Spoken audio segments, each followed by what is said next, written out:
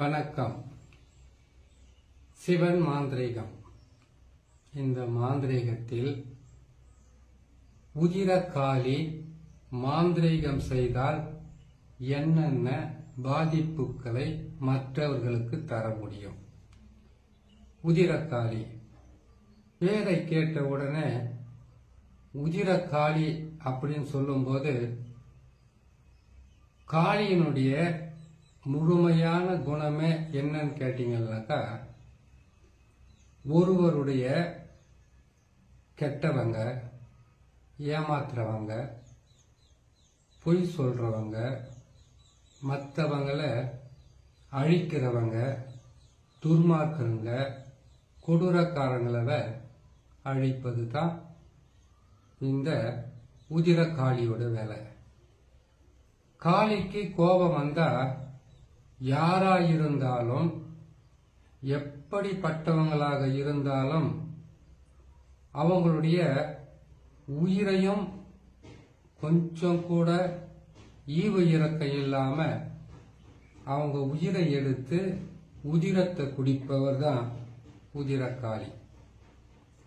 இந்த உதிரக்காளியை எதுக்கெல்லாம் பயன்படுத்துவாங்கன்னு கேட்டீங்கன்னாக்கா, ஒரு தொழில் செய்றீங்க, இல்லைன்னா உங்களுக்கு நித்தமும் கொடுமையும் சித்திரவதையும் பல வகையான கஷ்டங்களையும் நஷ்டங்களையும் கொடுக்கிற மனிதனை இந்த உதிரக்காளி மாந்திரீகத்தை வச்சு அவங்கள பழி வாங்கலாம்.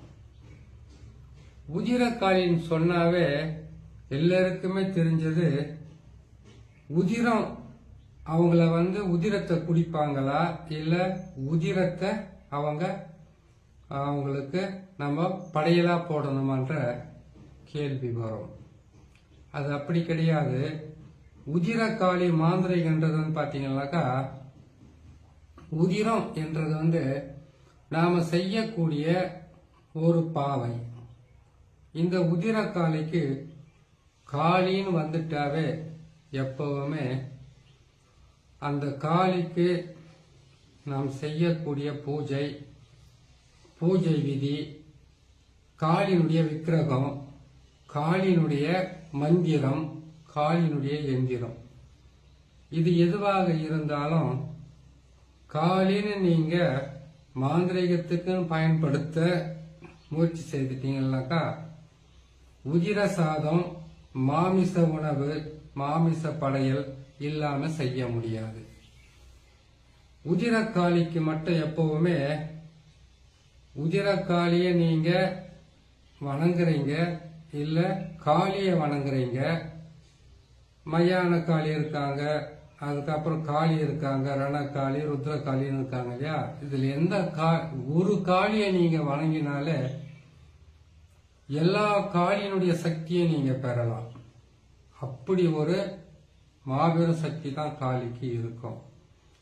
இந்த காளியை நீங்க வணங்கி ஒருத்தரை அழிக்கவோ ஒருத்தரை வாழ வைக்கவோ முடியும். காளியை முதலில் போடக்கூடியது, உதிரக்காளிக்காக போடக்கூடிய மாந்திரிகத்தை பார்த்தீங்கன்னாக்கா, கெட்டதை செய்யக்கூடியது, கெடு பலன்களை அதிகமாக கொடுக்கக்கூடியது. இந்த உதிரக்காளியை வச்சு என்னென்னலாம் செய்ய முடியும்ன்றத சொல்ற, பொறுமையா கேட்டுக்குங்க. ஒரு மனுஷனுக்கு எத்தனையோ பகை இருக்கும், எத்தனையோ வெறுப்பு இருக்கும், எத்தனையோ கஷ்டங்கள் இருக்கும். ஒவ்வொரு தெய்வ தேவதைகளும், ஆக்ரோஷ தெய்வங்களும், சாந்த தெய்வங்களும் யார் வணங்குறாங்களோ அவங்களையும் அவங்க குலத்தையும் காப்பாத்துறது இவங்களுடைய வேலை. அப்படி இருக்கும்போது காளி என்று ஒரு தெய்வத்தை நீங்க வணங்க ஆரம்பிச்சிட்டீங்கன்னாக்கா, காளிக்கு வேணா ஆயிரக்கணக்கான பேர் இருக்கலாம், நூற்றுக்கணக்கான பேர் இருக்கலாம். நீங்க எந்த ஒரு காளியை வணங்கினாலும் எல்லா காளியுமே நீங்க வணங்கின மாதிரி தான். அதிகப்படியான தொல்லைகளும் அதிகப்படியான கஷ்டங்களும் தாங்க முடியாத ஒரு சூழ்நிலை வரும்போது, ஒரு துன்பங்களை அள்ளி கொடுக்கிற மனிதராக இருக்கும்போது அவங்க கிட்ட இருந்து இவங்களை காப்பாற்றி கொள்ள பயன்படுத்துவதுதான் காளி மாந்திரிகம். இந்த காளி மாந்திரிகத்தை பயன்படுத்தணும்னாக்கா முதலில் நீங்க செய்ய வேண்டியது உதிரம். ஏன்னா உதிர காளின்னு சொல்லியிருக்கேன் இல்லையா, இதோடைய முழு விழாவரிய அப்புறமா சொல்றேன். இந்த உதிரக்காளி மாந்திரிகத்தை செய்து மற்றவங்களை நீங்க பழி வாங்கணும்னு நினைக்கிறீங்களா, அழிக்கணும்னு நினைக்கிறீங்களா? உதிரக்காளிக்கு தேவையானது உதிரமும் மாமிசமும் தான். மாமிசத்தை படையலா போடலாம், மாமிசம் கலந்த உணவை படையலா போடலாம். ஆனா இந்த உதிரக்காளியை நீங்க மாந்திரிக பயன்படுத்தி ஏவல் விட்டு செய்வன செய்தோ ஏவல் பில்லி சூனியம் செய்யணும்னாக்கா அதுக்கு தேவையானது உதிரம். அது எரும மாட்டினுடைய உதிரத்தை இதுக்கு பயன்படுத்துவாங்க. இல்ல பன்றி, இல்ல முள்ளம் பன்றி, இப்படி ஆடு ரத்தமா இருந்தாலும் பரவாயில்ல, இல்லைன்னாக்கா கோழியை கூட கொடுக்கலாம். நீங்க யாரை அழிக்கணும்னு நினைக்கிறீங்களோ அவங்கள ஒரு உருவ பொம்மையை செய்யறதுக்காக அந்த உதிரத்தில் பிசைந்து தான் அந்த உருவ பொம்மையை செய்யணும். நீங்க உங்களுக்கு ஒரு சிலருக்கு பன்றியோட இறைச்சியோ இல்லைன்னா உதிரத்தையோ தொட பயமாக இருக்கும். எரும மாட்டினுடைய உதிரத்தையோ அதோட இறைச்சியை தொட உங்களுக்கு அச்சமா இருக்கும். அப்படி இருக்கிறவங்க ஆடை எடுத்துக்கலாம், கோழி எடுத்துக்கலாம். ஆனா அந்த எதை நீங்க இதுக்கு பயன்படுத்துறீங்களோ அந்த மாமிசத்தை உண்ணக்கூடாது. அதை அப்படியே சமைச்சு படையலா போட்டு வச்சிடலாம். இல்லைன்னா அதை நீங்க தூக்கி கூட இந்த உறவு பொம்மையை செய்து நீங்க ஏவல் விடுறீங்க இல்லையா, அதோடு சேர்த்து புதைக்கலாம். அப்படி செய்யும் போது உங்களுக்கு இந்த உதிரக்காளியினுடைய மாந்திரிகத்தை பயன்படுத்தி செய்து முடிக்கணும்னு கேட்டீங்கன்னாக்கா, நான் சொன்ன மாதிரி எரும மாடா இருக்கட்டும், இல்ல பன்றி, இல்லைன்னா ஆடு, கோழி, எந்த உதிரமாவது ஒரு உதிரத்தை எடுத்து அதுல மண் எடுத்து, அந்த மண் எங்க எடுக்கணும்னு கேட்டீங்கன்னாக்கா, கெட்டது செய்யணுமா, கெட்டது செய்யக்கூடிய இடம் பாத்தீங்கன்னாக்கா இடுகாட்டிலிருந்து மண் எடுக்கலாம், சுடுகாட்டிலிருந்து மண் எடுக்கலாம்.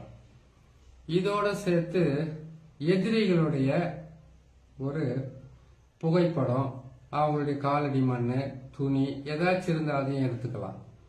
அதையே எடுத்து இந்த உதிரத்தை நீங்க எடுத்து வச்சிருக்கீங்க இல்லையா, அந்த உதிரத்தை நீங்க அந்த மண்ணுடன் சேர்த்து ஒரு உருவ பொம்மையா செய்யணும். அந்த உருவ பொம்மையை செய்து அதுக்கு என்ன செய்யணும்னு கேட்டீங்கன்னாக்கா, பக்கத்துல போட்டிருக்கும் பாத்தீங்களா ஒரு சக்கரம், அந்த சக்கரம் மாதிரி ஒரு சக்கரத்தை போடணும். அந்த சக்கரத்தில் பாத்தீங்கன்னாக்கா மொத்தமே 4 கோடு நேராகவும் 4 கோடு குறுக்காகவும் இருக்கும். அதுல மொத்தம் 8 சூலங்கள் இருக்கும். 8 சூலத்தையும் சுற்றி ஓம் நமச்சிவாயம் என்ற எழுத்து இருக்கும். ஆனா உள்ள மட்டும் நங் நங் நசி நசி மங் மங் நசி நசி யங் யங் நசி நசி சிங் சிங் நசி நசின்னு இருக்கும். இந்த எழுத்துக்களை மூல மந்திரமாகவும் இதை பீஜமாகவும் எடுத்துக்கிட்டு இந்த மந்திரங்களை ஒரு செம்பு தகடு, காரிய தகடு, இல்ல ஒரு முறித்தகடுல இந்த மாதிரி ஒரு சக்கரத்தை போடணும். சரி, சக்கரத்தை போட்டுட்டீங்களா? சக்கரத்தை போட்டு முடிச்ச உடனே அந்த சக்கரத்துக்கு நம்ம எந்திரத்தை எழுதி முடிச்சோம்னாக்கா அதுக்கு எந்திரத்தை சுத்திகரிக்கிற மந்திரமோ, அதுக்கப்புறம் மந்திரங்களை சொல்லி அதுக்குண்டான பீஜ மந்திரங்களை சொல்லி இதை செய்து முடிக்கணும். இதை செய்து முடிச்சு எந்த ஏவல் பொம்மை செய்யறீங்களோ அந்த ஏவல் பொம்மைக்கு இந்த தகட மார்பகம் அல்லது தலைப்பகுதியில் வச்சு நீங்க அதை ஒரு நூல் போட்டு கட்டுறது, இல்லைன்னா ஆணி வச்சு அடிக்கிறது, இது ஏதாச்சும் ஒன்று செய்துக்கலாம். செய்து முடிச்சுட்டு அதுக்கப்புறமா அது மேல வந்து அவங்களுடைய போட்டோ, யாரை நீங்க அழிக்கணும்னு நினைக்கிறீங்களோ, யாரை நீங்க பழி வாங்கணும்னு நினைக்கிறீங்களோ, யார் உங்களுக்கு தினம் தினமும் தொல்லையும் கஷ்டமும் துன்பங்களும் அள்ளி கொடுத்துக்கிட்டு இருந்தாங்களோ அவங்களுடைய புகைப்படமோ, அவங்களுடைய பேரோ, அவங்களுடைய குலதெய்வ பேரோ, அவங்களுடைய அம்மா பேரையும் சேர்த்து அந்த போட்டோ இதே தகடுலயே எழுத்துக்கள் வந்து வீடுகளில் இருக்கும் கோடு இருக்கு பாத்தீங்களா, அந்த கோட்ல தான் நீங்க அழிக்கணும்னு நினைக்கக்கூடிய அந்த நபருடைய பேரு, அம்மா பேரு, ஊரு எல்லாமே எழுதிடணும். எழுதி இத எந்த ரத்தத்தால வந்து நீங்க ஒரு உருவ பொம்மையை செய்தீங்களோ அதே ரத்தத்தை அந்த தகடுலையும் தடவி அந்த பொம்மை மேல அதை வச்சு மார்பகத்துல அதுக்கு கற்பூரத்தை போட்டு அவங்களுடைய போட்டோவை பார்த்துக்கிட்டே கற்பூரத்தை அவங்க போட்டோவை சுத்தி சுத்தி சுத்தி சுத்தி அந்த பொம்மை மேலேயும் அந்த தகடு மேலேயும் வச்சுட்டு அதுக்கப்புறம் இதுக்கு 6 முட்டையை வாங்கி அந்த 6 முட்டையவும் அந்த 6 முட்டையில இந்த மாதிரி சக்கரத்தை போடணும். இதே மாதிரி எழுத்துக்களையும் பேரை போடணும். போட்டு அவங்க தலையை சுற்றி இதில் வச்சு எரிச்சு அந்த சாம்பலை கொண்டு போய் அவங்க வீட்டில் போடலாம், தண்ணியில் கலக்கலாம், இல்லை மேலே படுற மாதிரி போடலாம், போகிற வர்ற வழியில் போடலாம். இது போட்டால் என்ன நடக்கும்? அதாவது உதிர காளியினுடைய வேலை என்னன்னு கேட்டீங்கன்னாக்கா, ஒரு வீட்டில் வந்து நிறைய பேர் துன்பம் கொடுக்கிறவங்களாகவும் கஷ்டம் கொடுக்கிறவங்களாகவும் இருந்தாங்கன்னாக்கா அவங்க குடும்பத்தில் உதிரம் சிந்தி விபத்து ஏற்பட்டு அடிபட்டு இல்லை கர்ப்பச்சிதைவு ஏற்பட்டு பல வகையில மாத கணக்கில் மாதவிட ஆகி பல வகையில பிரச்சனைகளை கொடுத்து அவங்கள அழிக்கக்கூடிய மிகப்பெரிய சக்தி தான் இந்த உதிர காளியினுடைய மாந்திரிகத்தில் செய்யறது. காளிக்குன்னு நிறைய மகத்துவம் இருக்கு. நன்மையும் செய்யும், கெட்டதையும் செய்யும். ஆனா காளியை வணங்குறவங்க சைவமா இருக்க முடியாது, அசைவமா தான் இருக்க முடியும். இவங்களுக்கு நிறைய பேர் பாருங்க, திடீர்னு நெஞ்சு வலி வந்தது, ரத்த ரத்தமா வாங்கி எடுத்து இறந்தாங்கன்னுவாங்க. இந்த மாதிரி மாந்திரிகத்தை பயன்படுத்தினா தான். திடீர்னு பாத்தீங்கன்னாக்கா ஒரு விபத்து ஏற்பட்டு உதிர சிந்தி இறந்தாங்கன்னு சொல்லுவாங்க. இந்த மாதிரி மாந்திரிகத்தை பயன்படுத்துறதுனால தான். அதுக்கப்புறமா எங்கேயோ ஒருத்தர் வேலை செஞ்சுக்கிட்டு இருந்தாங்க, அவங்க வந்து திடீர்னு கீழே தவறி விழுந்துட்டாங்க, உதிர சிந்தி. இப்படி எல்லாம் பல வகையில பாதகத்தை செய்யறது தான் உதிர காளி மாந்திரிகத்தில் செய்யக்கூடிய ஒரு ரகசியம். இது செய்து முடிக்கிறதுக்கு சனிக்கிழமை மிகவும் உகந்த நாள். அந்த நாள்ல செய்து எதிரிகளோ துரோகிகளோ கஷ்டம் கொடுக்கறவங்களோ துன்பம் கொடுக்கறவங்களோ உங்களை அவமானப்படுத்துறவங்களோ இல்லை உங்களுக்கு பல வகையில வாழ முடியாத அளவுக்கு மன சஞ்சலத்தை கொடுக்கறவங்கள அழிக்க இது பயன்படும். கஷ்டத்தை கொடுக்கறவங்கள வந்து ஏன் கேட்டீங்கன்னாக்கா ஆள் பலம் பண பலம் படை பலம் எல்லாம் இருக்கிறவங்கள வந்து அடக்கணுன்றது ரொம்ப ரொம்ப கஷ்டம். ஆனா இந்த மாதிரி மாந்திரிகத்தை செய்து அவங்கள அடக்கிறது மட்டும் இல்ல, இருக்கிற இடம் தெரியாம ஒழிக்கிறதுக்கு மாந்திரிகம் செய்யற ஒவ்வொருவருக்கும் இது மிகவும் துணையாகவும் உதவியாகவும் இருக்குன்னு சொல்லி இன்னொரு நல்ல பதிவில் உங்களை நான் சந்திக்கிறேன். நன்றி.